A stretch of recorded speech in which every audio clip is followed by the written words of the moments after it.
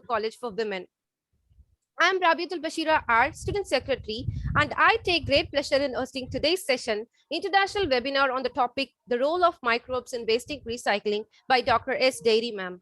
One song can change a moment, and one idea can change a world. One step can start a new journey, but a prayer can change the impossible. Let the divine energy flow through all of us. So here is a prayer song to invoke the divine blessings for all.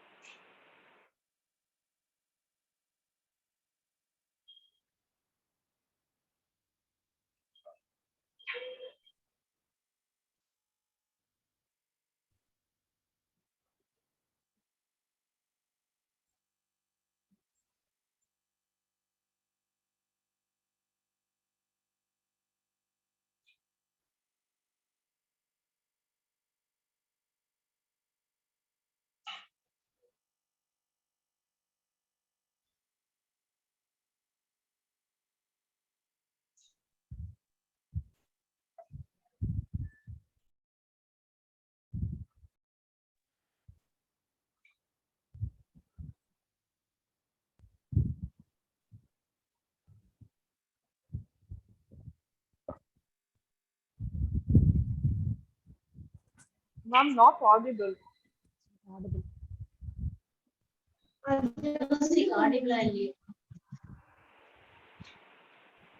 Ma'am, 1 minute, ma'am. I'll just check it.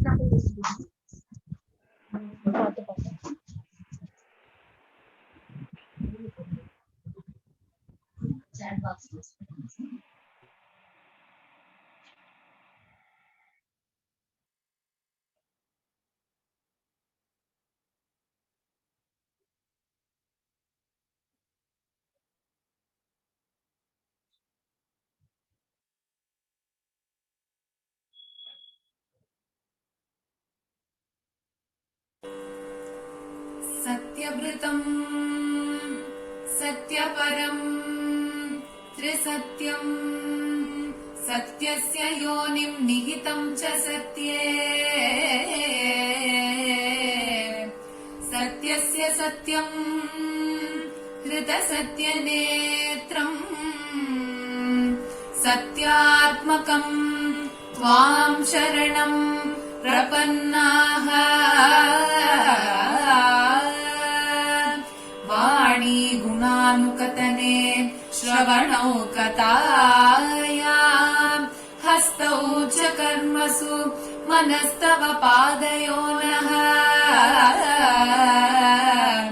स्मृत्याम् शिरस्तव निवास जगत्प्रणामे दृष्टि सदा दर्शनेस्तु भवत्तनूना नमो भगवते तस्मै कृष्णायाद्भुतकर्मणे रूपनाम विभेदेन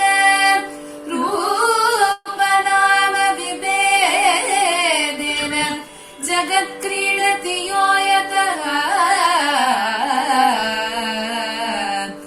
ॐ शान्ति शान्ति शान्तिः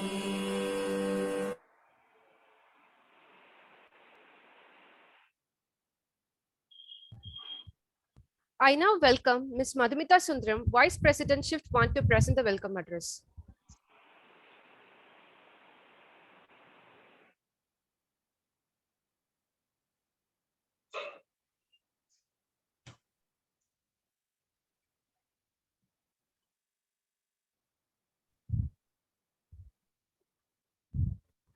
When you arise in the morning, think of what a precious privilege it is to be alive, to breathe, to think, to enjoy, to love.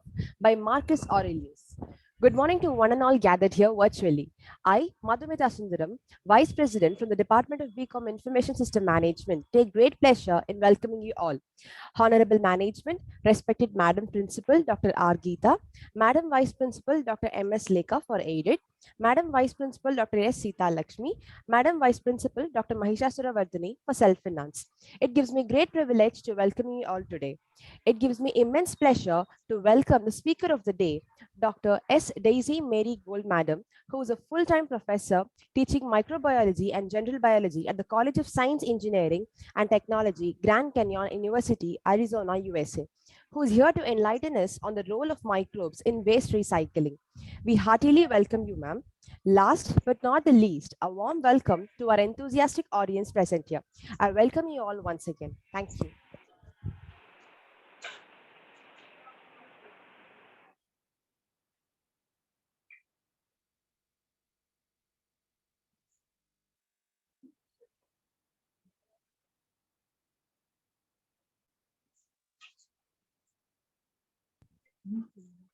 Thank you, Madhumita. I would now request our Madam, Dr. Mahisha Suramadini, Vice Principal, Self-Finance Stream, to give the introduction of our speaker. Good morning to one and all present here. I'm happy to be part of this international webinar on recycling. I extend my warm welcome to our today's chief guest, Dr. S. Daisy, my colleagues, and my dear students. I take immense pleasure in introducing our chief guest, Dr. Daisy Mary Gold, is a full-time professor teaching microbiology and general biology at the College of Science, Engineering, and Technology, Grand Canyon University, Arizona, USA. Dr. Daisy was awarded with Junior and Senior Research Fellowship, Department of Ocean Development, Government of India, and earned her PhD in Botany from the Center for Advanced Studies in Botany, University of Madras, Chennai. Dr. Daisy's research background spans the field of microbiology, biochemistry, and molecular biology. Her postdoctoral work was in malarial research. Currently, she is the co-principal investigator in the Research and Design Program at the Center for Antimicrobial Products, Grand Canyon University. We welcome you, madam. Thank you, ma'am. Now, I take immense pleasure in welcoming our chief guest, Ms. Dr. Daisy Mary Gold, ma'am, to start the session on the topic, the role of microbes in waste recycling. Over to you, ma'am. Thank you. Thank you so much for your warm welcome, one and all. And I feel very much honored to share a few of my thoughts on this very relevant topic. And it's exciting to meet all of you at SDNB Vaishnav College for Women. And I spent 5 years in Chennai, and I just love every bit of it, the culture and everything. And I would like to share my screen.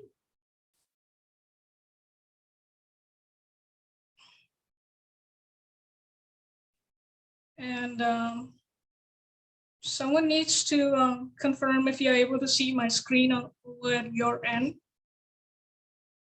Yes, ma'am, it's visible, ma'am. Perfect.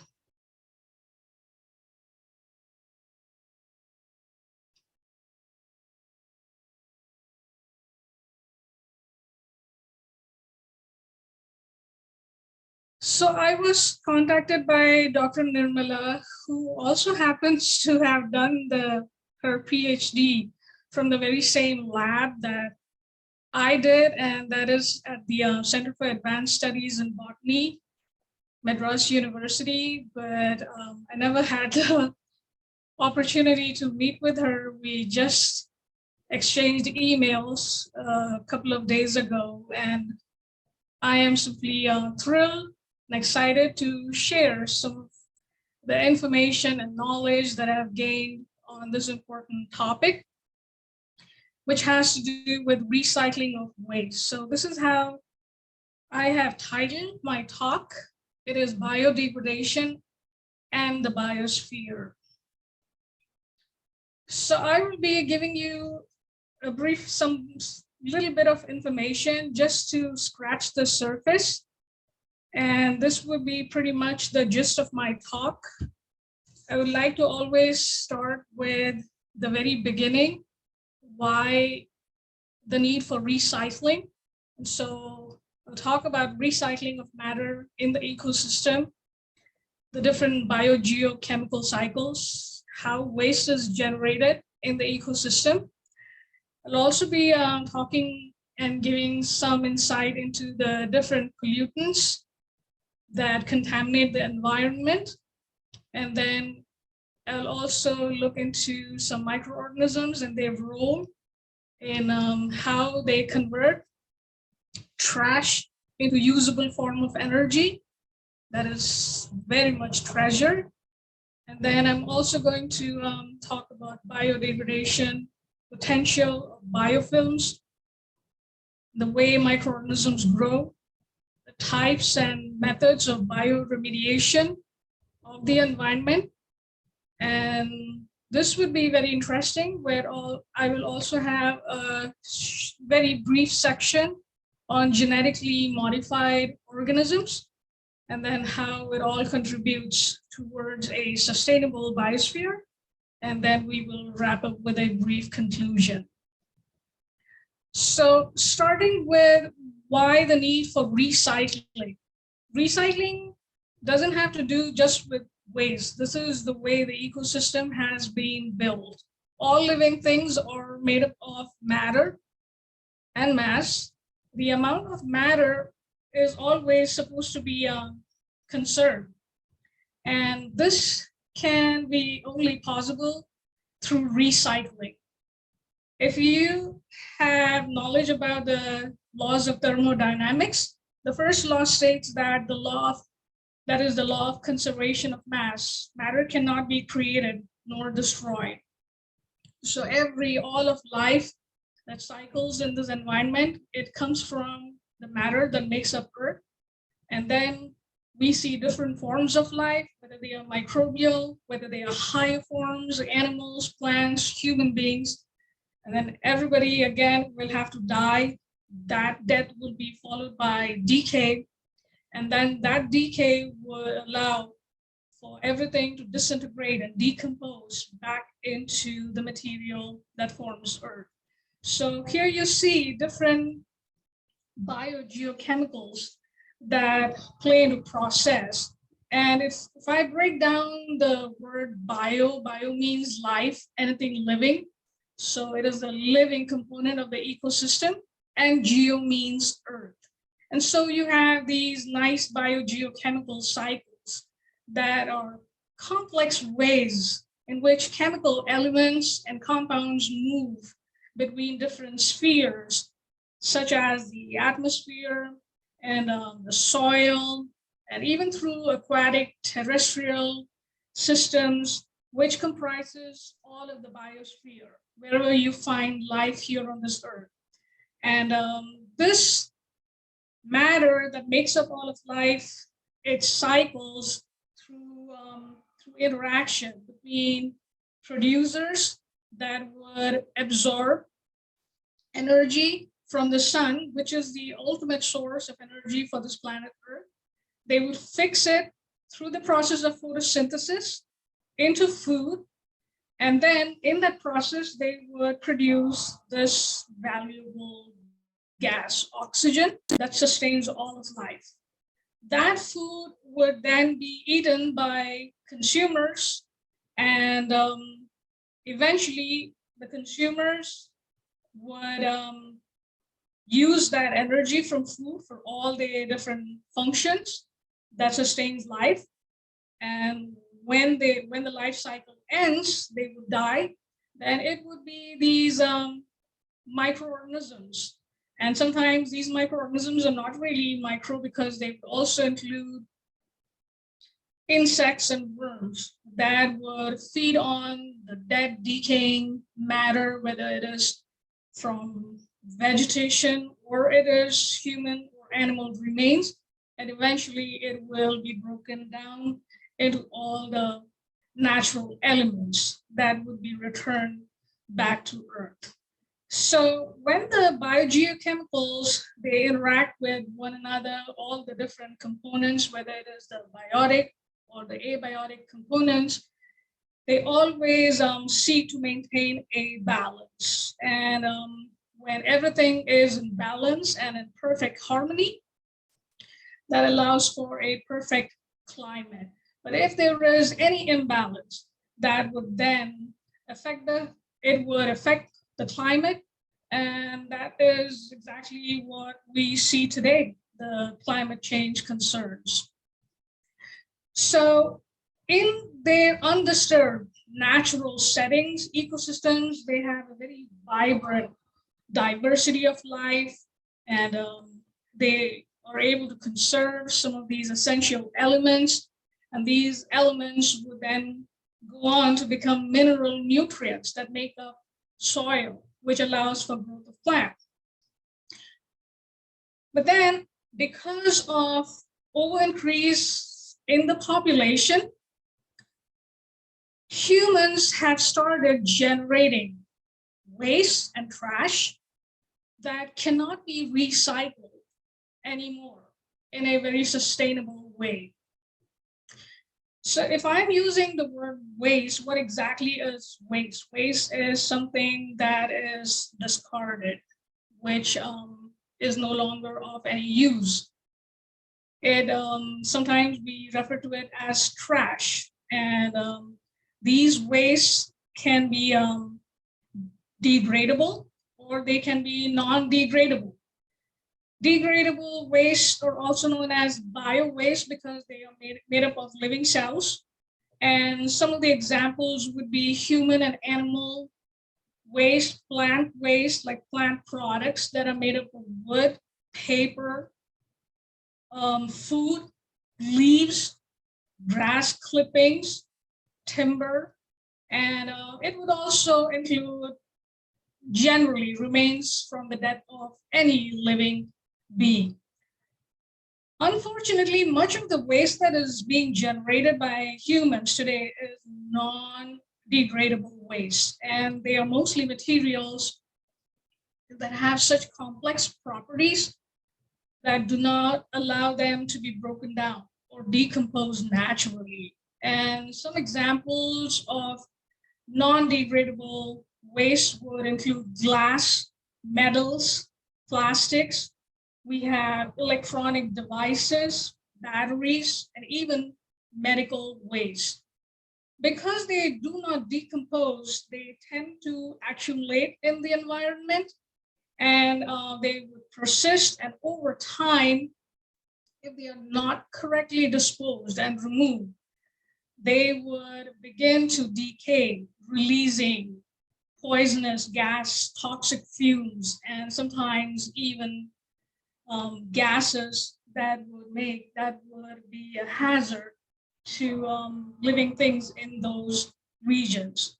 And non-biodegradable, by the way, does not mean that they cannot be reused. It's just that they are too complex to be broken down. And when we look at biodegradable materials, they recycle naturally into usable substance. However, they can still be a hazard when they pile up and they accumulate in the environment. For example, the gas that comes from marshy swamps, like this, it gives a very bad odor. That is a product from decomposition of decaying waste, and it is harmful for the environment. And sometimes we can always employ and make use of some of these gases as a source of energy. And so therefore, that brings us to the topic that we are talking today, and that is properly disposed or recycling of waste for reuse. And recycling is a process that would ultimately protect people, protect the planet, and it would also help in the conservation of energy. So when we look at some of these wastes that accumulate in the environment, they can contaminate the environment. And I have a list of some of the common environmental pollutants. Most of them are biodegradable matters, but then they can also be toxic organic compounds that would form when they merge and fuse together to form more complex compounds. They would include a very wide variety of aromatic substances like hydrocarbons, polychlorinated biphenyls, polyaromatic hydrocarbons, even radionucleotides, nucleides, and metals and heavy metals. And they would contaminate the air, they would pollute water, they also pollute soil, and they have a detrimental effect on general health of the public. There are several diseases that are associated with environmental pollutants, and some of them would include very serious disorders like male or female fertility issues, different types of cancers, metabolic and thyroid conditions, allergies, inflammation, and even neurological disorders. So if you look at some of these environmental pollutants, this over here is your hydrocarbon. These are organic compounds. And if you see that they have these ring structures, and that's what makes them too complex. Sometimes they can be just linear and single chain, but sometimes they can have these complex ring structures, and that makes it difficult for them to be degraded or broken down.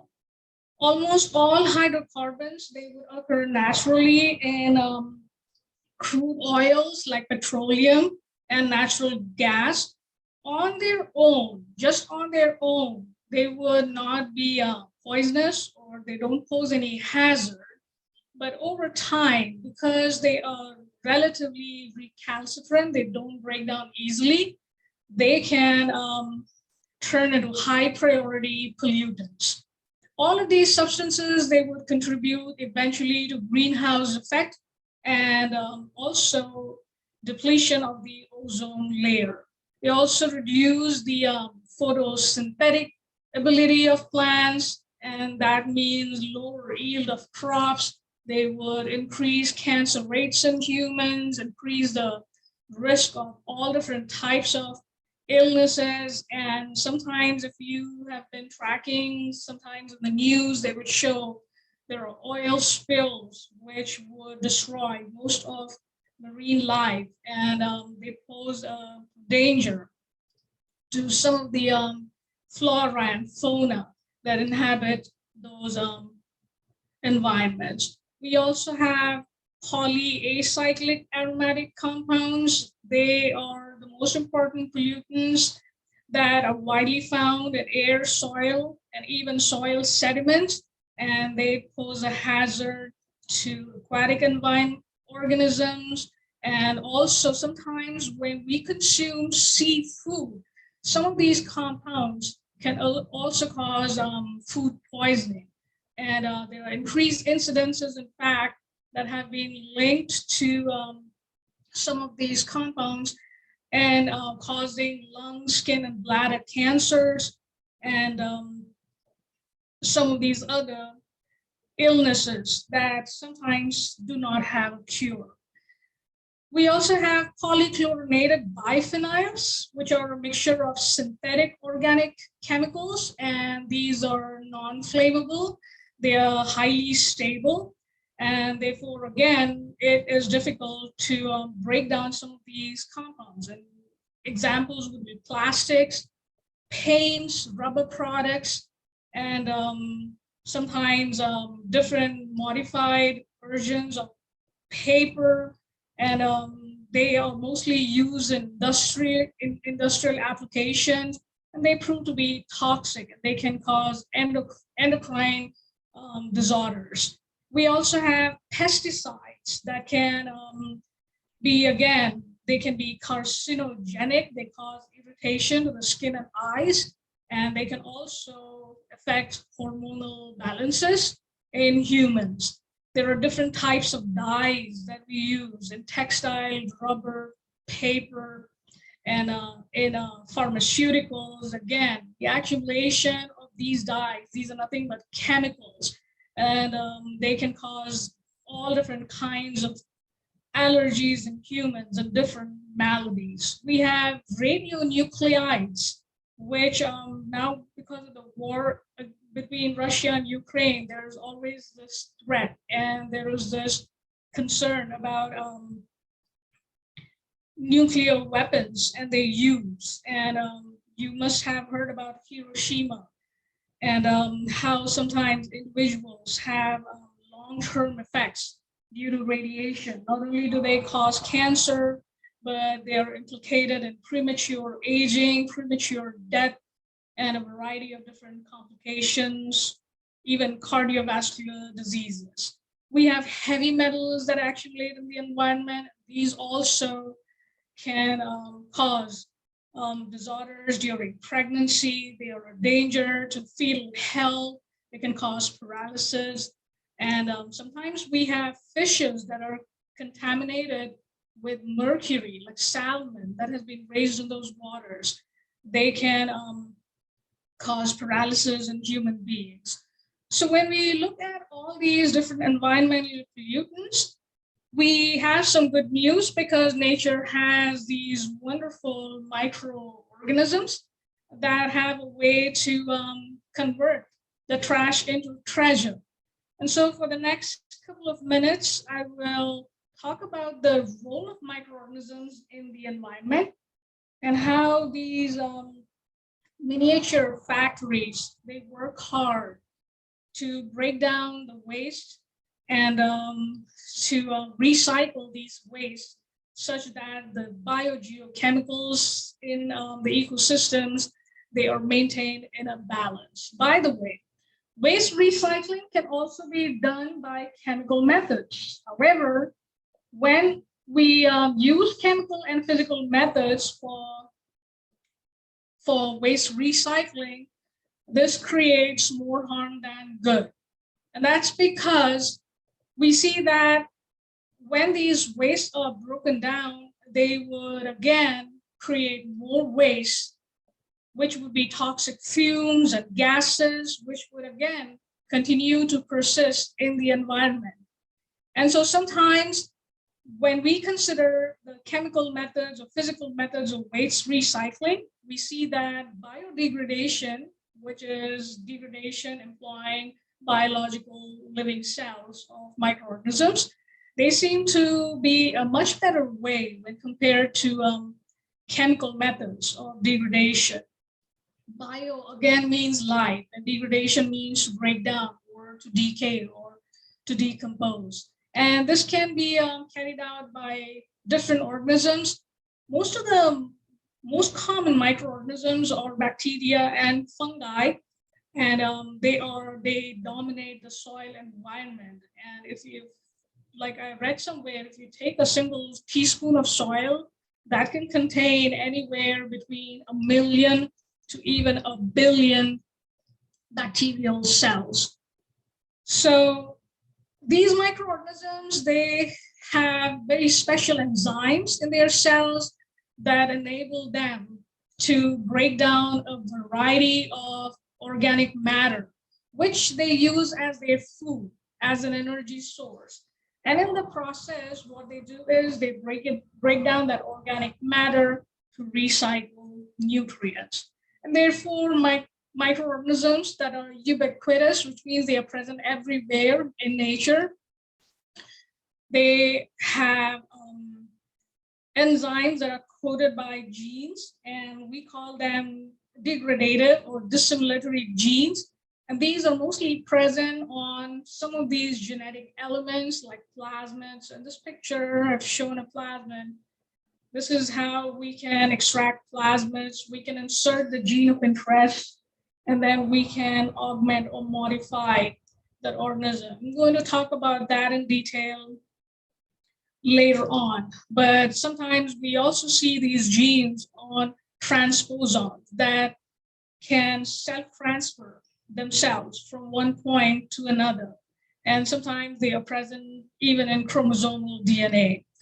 And so when we look at these microorganisms, they provide a much cheaper way for the biodegradation of pollutants. They are not only cost effective, but they are also environmentally friendly. And because this method, it is mediated by natural microbial enzymes. And when we look at some of the organisms that help in the degradation, These include mostly bacteria and fungi, but we also have some algal specimens. If you consider bacterial degradation, there are many reports. There are tons and tons of reports of their use and how they degrade environmental pollutants. And we see that some of these bacteria, they can exist in aerobic conditions and also in anaerobic conditions where there is no oxygen. They are present in soil, they are present in aquatic ecosystems, whether it is marine or freshwater. Some examples of bacteria would be Bacillus, Corynebacterium, Staphylococcus species, Streptococcus, Shigella. So these are some of the examples of gram-negative bacteria. We also have the bacteria that I work with for my PhD is Bacillus, which is a gram-positive bacteria. And these are excellent examples of bacteria that can degrade hydrocarbons in the environment. We also have bacteria that live in a symbiotic association with plants. These are called endophytic bacteria. They are not parasitic. They don't cause any disease. They just, in fact, benefit the plants. They can colonize roots and they help and aid in the absorption of nutrients. And so sometimes because they are present in the soil, they also help in breakdown of organic matter. We also have bacteria like Pseudomonas that can even break down trinitrotoluene, which is TNT, that is the explosive substance in bombs. And they can actually transform them both under aerobic as well as anaerobic conditions. Fungi, like bacteria, they are also degrading microorganisms, and they're actually known as decomposers because they have very powerful enzymes that helps in the breakdown or degradation of organic matter. But unlike bacteria, fungi, they can grow in regions where there is very low moisture and even in low pH conditions, and therefore they're excellent tools that aid in the breakdown of organic matter. And fungi, if you have seen how fungus grows on tomatoes or vegetables, they're cottony, they have those hyphal filaments that spreads and they can easily absorb some of these organic matter by the process of saprophytic mode of nutrition. And that helps in breakdown of some of these complex substances. Under fungi, we have filamentous mold that grows, that is very common. We have mycorrhiza, and that also is a fungus that has a symbiotic association with vascular plants. And bioremediation or biodegradation by mycorrhiza has a specific term. It is also known as mycorrhizoremediation. And we also have yeast. These are unicellular fungus that helps in breakdown of very complex substances like pesticides, plastics, heavy metals, and fuels, paints, and all of the artificial human artifacts. Algae, there are not much reports, but they also play an important role in cleaning up environmental pollutants. We have some cases of freshwater algae, and sometimes we also have algae that live in the marine environment that are capable of breaking down heavy metals and pesticides, and also some of these aromatic hydrocarbons. So usually when we look at microorganisms, they just don't live as isolated colonies. They all tend to grow together in mixed communities, and these are called biofilms. And these biofilms, they spread, and they can easily together collaborate and coordinate to clean up environmental wastes. And biofilms, therefore, are very powerful. They have very powerful biodegradative potential. Usually what now they have started doing is all they have to do is take spores and then spray it on a heap or dump of waste. And because these microorganisms or different species, they all grow together, they would use some of those wastes as food. And in that process, they would end up cleaning those environmental pollutants. There are different types of bioremediation techniques, and remediation comes from the word remedy, so it has a remedial action, and it usually employs microorganisms to reduce and eliminate contaminants which are present in soil. Sometimes it involves biostimulation that has to do with modifying the environment to stimulate existing bacteria that are capable of using some of those compounds as nutrients. And in that process, they would do bioremediation. And we can see sometimes it also employs bioaugmentation, which is the addition of living microbial cells that are capable of degradation to supplement indigenous populations in the environment. And these microorganisms are known as bioremediators. And sometimes it may take months or years for microbes to clean up a site. And mycoremediation would involve the use of fungi, where we augment the environment with some of the fungal spores. We also see sometimes the use of bioreactor landfills. They are better than the traditional sanitary landfills that is present outside every city. And sometimes we refer to them as controlled waste dumps.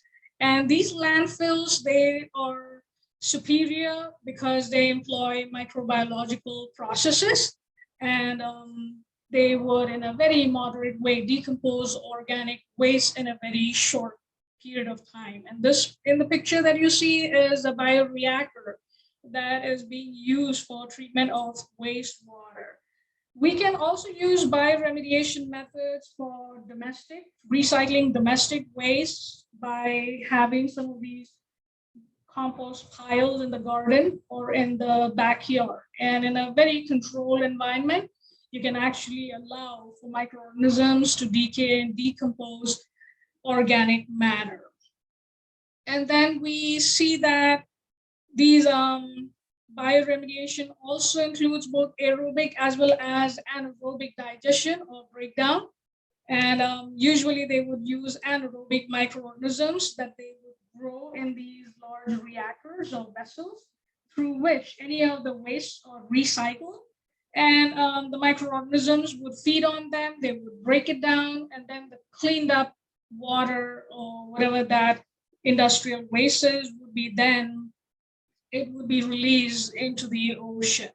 So these are some effective techniques for large-scale recycling of organic waste in the environment. And they have very important application for recycling of industrial as well as domestic waste. Sometimes when we look at some of these conventional methods that is used to remediate toxic substances from the environment, they have drastically failed, and that is because of increased environmental pollution. And that's where we see some of these microorganisms that have been genetically engineered to have higher degradative capacities. They are more potent than natural strains and more effective in cleaning up of the environment. Recent studies have provided clues to degradative pathways and the organization of catabolic genes in some of these microorganisms. So when we genetically manipulate, clone some of these microorganisms, we can actually grow them in contained environments on contaminated sites. And that helps genetically engineered microorganisms to provide a much safer and cost-effective strategy in clearing up environmental waste. Sometimes if you look at the use of genetically engineered microorganisms, nickname is GEMs. They have an expression of the desired character. They can specifically target some of these compounds that they have enzymes which they can produce and break down, And some of these compounds can include oils, they can include camphor, aromatic compounds like naphthalene, toluene, octane. And these engineered microorganisms are more powerful and potent, and they can even use these pollutants as a food or substrate by co-metabolizing them. And the road ahead for implementation of GEMS also comes with ethical concerns and cautions, because we do not want to release some of these modified organisms, because there is a lot of public health concern. And these microorganisms or their products, they can eventually be integrated into the environment by the processes of bioleaching, biodeterminants, biotreatment of pulp, biotreatment of waste, and so on and so forth.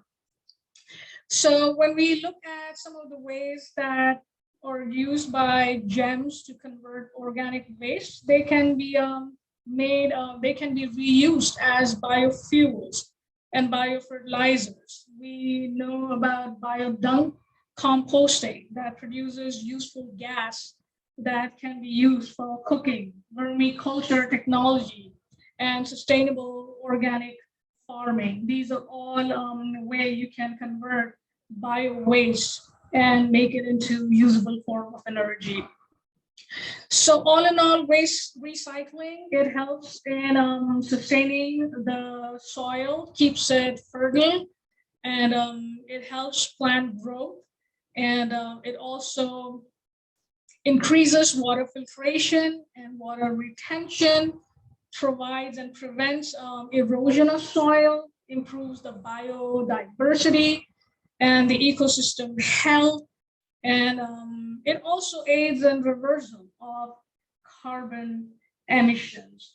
And so to conclude, waste is any material that is discarded and it is not useful, but we can see how waste can turn into wealth with some of these different methods that I described. Again, this is just to scratch the surface, and how we can use environmentally friendly methods for reuse and recycling some of these waste. By harnessing especially microorganisms, we can employ the processes of biodegradation, remove environmental contaminants, and we can clean up the environment. Recycling is the process of converting waste materials into reusable energy, raw materials, and there are some ways how we can all help the recycling process. For example, we can get environment involved with local recycling programs in the community. We can volunteer to educate a class at a local school, and we can encourage kids to be advocates on trash disposal. So if we see trash somewhere in the public transport or on the roads, we want to pull together a group and say, okay, let's have this day as cleanup day and clean up and pick up the trash in the neighborhood. And we can sort out some of these trashes with this information about what is biodegradable, what is not. We can sort out the trash, and we can use proper techniques to dispose some of these trashes that accumulate in the environment and can pose a health risk. So recycling would help conserve the Earth's natural resources, and it would help in recycling of the mineral elements. It helps in growth of vegetation, maintains the biogeochemical cycles, and it protects natural habitats. There is no concern, there will be no concern for climate change or other things that we have, like global warming, and it would preserve the planet for the use and healthy living by future generations. So with that, I conclude my talk. I hope you learned something about recycling of trash today. Thank you once again for all of you to give me this opportunity to share my thoughts on recycling of wastes.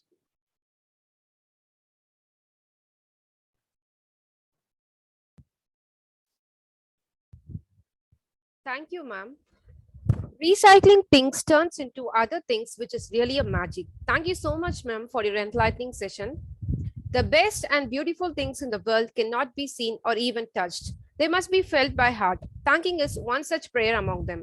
I now request Mrs. Sridevi, Madam, Dean of Student Affairs PG, to propose the vote of thanks.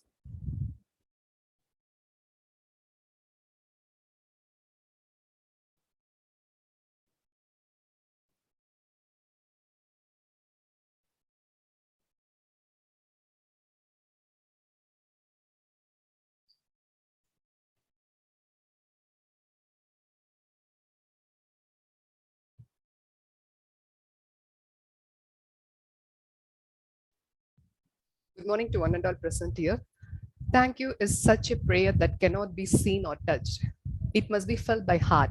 I feel honored and privileged to get the opportunity to propose a vote of thanks on this special occasion. I thank Dr. Daisy Mary Gold for her valuable insights on role of microbes in the waste recycling.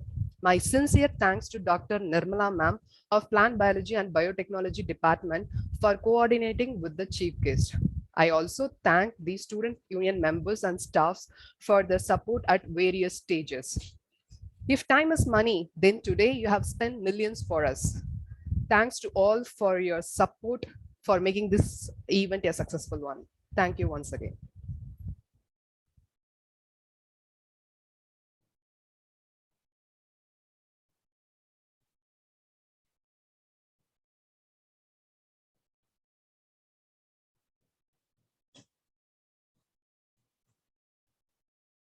Request the panel members to switch on the video for the small photograph session.